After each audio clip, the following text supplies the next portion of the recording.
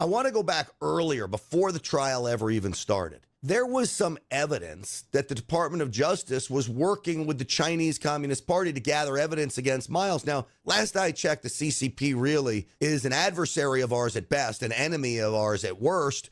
Can you tell us about this collusion between the CCP and DOJ investigators trying to investigate Miles? And remember, the CCP looks at Miles Guo as the number one enemy. There's nothing more that they want than either to see him in prison, but even more than that, they'd love to get him back on mainland China, correct? Absolutely. I'll give you several examples in this case. In one of the government's motion filed actually earlier this week, the government was trying to preclude one of the defense witness, called, by Mr. Miles Guo. And the witness demonstrated his personal experience in China, where secret police of the Chinese Communist Party had kidnapped him and forced him to take him into a hotel with undeclared location. And at that time, the witness was forced by the Chinese Communist Party to file false claim and false lawsuit against Miles and reports to SEC and FBI. The specific witness was received instructions from the Chinese Communist Party indicating how to file a claim against Mr. Miles Guo.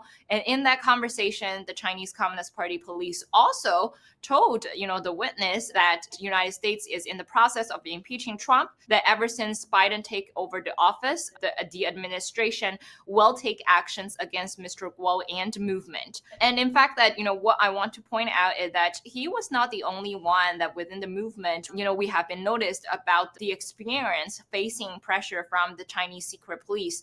In fact, that back in 2017, there were already supporters trying to get a way to communicate with Miles, talking about their personal experience dealing with the national security and secret police in China.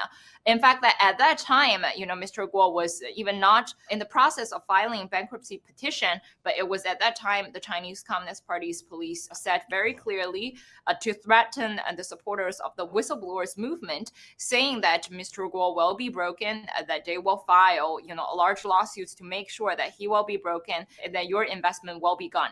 So all of these legal pressure came from the beginning of this movement, came from the day when Mr. Guo chose to sit in front of camera and whistleblow against the CCP.